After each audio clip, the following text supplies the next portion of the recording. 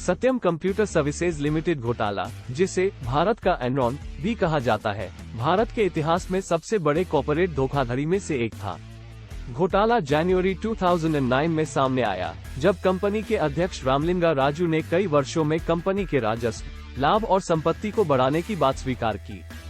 धोखाधड़ी के रहस्योद्घाटन ने भारतीय व्यापार समुदाय के माध्यम से सदमे की लहरें भेजी और इसके परिणामस्वरूप निवेशकों के विश्वास का एक महत्वपूर्ण नुकसान हुआ। सत्यम कंप्यूटर सर्विसेज लिमिटेड को कभी भारत की अग्रणी आईटी सेवा कंपनियों में से एक माना जाता था, जिसका बाजार पूंजीकरण $7 बिलियन से अधिक था। कॉर्पोरेट प्रशासन और नैतिकता के लिए कई पुरस्कार जीतने के कारण कंपनी अपनी मजबूत प्रतिष्ठा के लिए जानी जाती थी।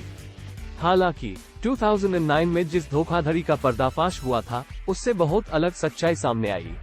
धोखाधड़ी को कंपनी के वित्तीय विवरणों में हेरफेर करके अंजाम दिया गया था, जिसमें इसके राजस्व और लाभ को बढ़ा चढ़ाकर पेश करना, इसकी देनदारियों को कम करके बताना और नकली बैंक स्टेटमेंट और चालान बनाना शामिल था। नकली वित्तीय रिपोर्टों का इस्तेमाल कंपनी के प्रदर्शन को बढ़ावा देने और कृत्रिम रूप से अपने शेयर की कीमत बढ़ाने के लिए किया गया था। धोखाधड़ी कई वर्षों तक जारी रही। कंपनी के प्रबंधन और लेखा परीक्षकों ने झूठे वित्तीय विवरणों पर आंखें मूंद ली। धोखाधड़ी के रहस्योद्घाटन का कंपनी और उसके हितधारकों पर गंभीर प्रभाव पड़ा। कंपनी के शेयर की कीमत गिर गई और इसने कानूनी और नियामक कार्रवाइयों की एक श्रृंखला का सामना किया, जिसमें निवेशकों द्वारा वर्ग कार्रवाई का मुकदमा भी शामिल था।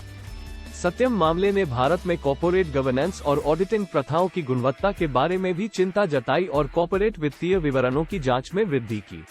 घोटाले के नतीजों का भारतीय व्यापार समुदाय के लिए भी व्यापक प्रभाव पड़ा। सत्यम मामले ने भारतीय कंपनियों में बेहतर कॉर्पोरेट प्रशासन और पारदर्शिता की आवश्यकता के लिए एक वेक अप कॉल के रूप में कार्य किया। भारत सरकार और नियामकों ने नियामक ढांचे को मजबूत करने के लिए कई उपाय किए, जिसमें भारतीय प्रतिभूति और विनिमय बोर्ड सेबी की शक्तियों को बढ़ाना और लेखा परीक्षकों और कॉर्पोरेट प्रशासन के लिए नए नियमों को शामिल करना शामिल है। सत्यम मामले के परिणामस्वरूप कई वरिष्ठ अधिकारियों और लेखा परीक्षकों को धोखाधड़ी में उनकी भूमिका के लिए आरोपित और दोषी ठहराया गया।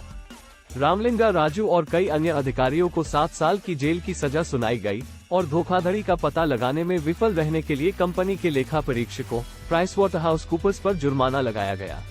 घोटाले के बाद सत्यम को अंततः भारतीय आईटी सेवा कंपनी टेक महिंद्रा द्वारा अधिग्रहित कर लिया गया और तब से इसे महिंद्रा सत्यम के रूप में पुनः ब्रांड किया गया। कंपनी ने तब से एक मजबूत सुधार किया है और एक प्रमुख आईटी सेवा प्रदाता के रूप में अपनी प्रतिष्ठा वापस पा ली है। अंत में सत्यम कंप्यूटर सर्विसेज लिमिटेड घोटाला व्यापार जगत में कॉर्पोरेट प्रशासन, पारदर्शिता और जवाबदेही के महत्व के लिए एक सतर्क कहानी है। यह मामला एक अनुस्मारक के रूप में कार्य करता है कि सबसे सम्मानित कंपनियां भी गंभीर समस्याओं को छुपा सकती हैं, और यह सुनिश्चित करने के लिए नियामकों, लेखा परीक्षकों और निवेशकों की जिम्मेदारी है कि कंपनियां निष्पक्ष और पारदर्शी तरीके से काम कर रही है।